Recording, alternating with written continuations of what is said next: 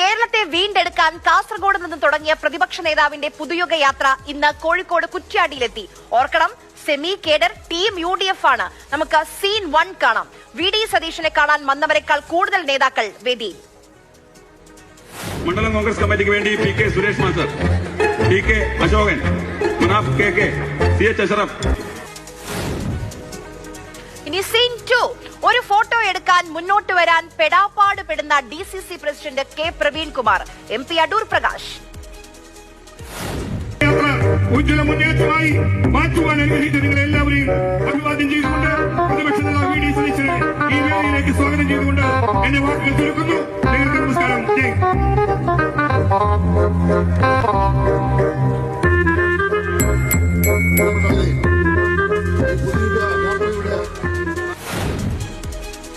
Scene 3. ഹാരാർപ്പണം. എങ്ങനെയോ ഒരു സൈഡിൽ ഷാഫിയെ കുത്തിക്കയറ്റി. സ്വാഗത സംഘത്തിന്റെ ഒരു ഭാരാർപ്പണമാണ്. അതിനുവേണ്ടി ബന്ധപ്പെട്ടവരെ ക്ഷണിക്കുന്നു.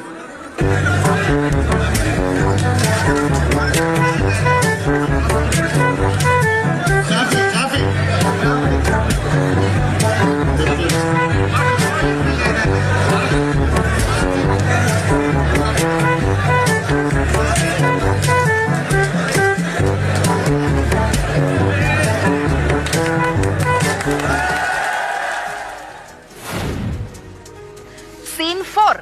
അധ്യക്ഷൻ പ്രമോദ് കക്കട്ടിൽ ജാഥ ക്യാപ്റ്റനെ പ്രസംഗിക്കാൻ ക്ഷണിക്കുന്നു. എന്നാൽ ഞാൻ പോവുകയാണെന്ന് ഷാഫി. ജാഥ ക്യാപ്റ്റൻ പ്രിയപ്പെട്ട VD സതീശൻ നിങ്ങളോട് സംസാരിക്കുവാൻ വേണ്ടി അദ്ദേഹത്തെ സവിനയം ക്ഷണിക്കുന്നു.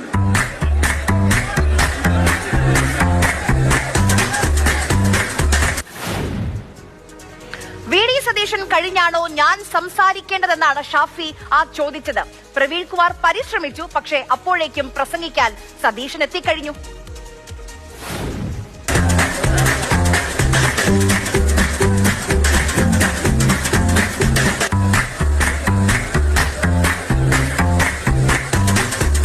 ഏറ്റവും പ്രിയങ്കരനായ അധ്യക്ഷൻ,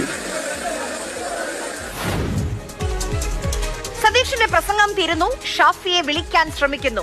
മൈക്കിന്റെ അടുത്തെത്തും മുൻപ് അധ്യക്ഷന്റെ കഴുത്തിന് ഷാഫി പിടിക്കുന്നു.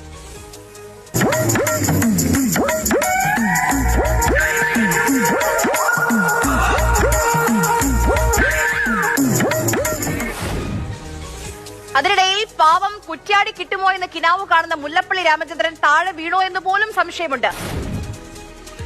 നിലവിൽ സംസ്ഥാനത്ത് 4 പ്രചാരണ ജാഥകൾ നടക്കുന്നുണ്ട്. 3 മേഖലാ ജാഥകളായി LDF-ഉം ഒരെണ്ണം ഇപ്പോൾ കണ്ട UDF-ന്റെയും.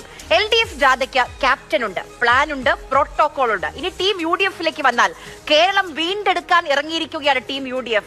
10 വർഷത്തിന് ശേഷം അധികാരം എന്ന ലക്ഷ്യത്തിലേക്കുള്ള യാത്രയാണ്. ആ യാത്രയുടെ വലിപ്പം മനസ്സിലാക്കാതെ എത്ര ആളുകളാണ് ആ വേദിയിൽ.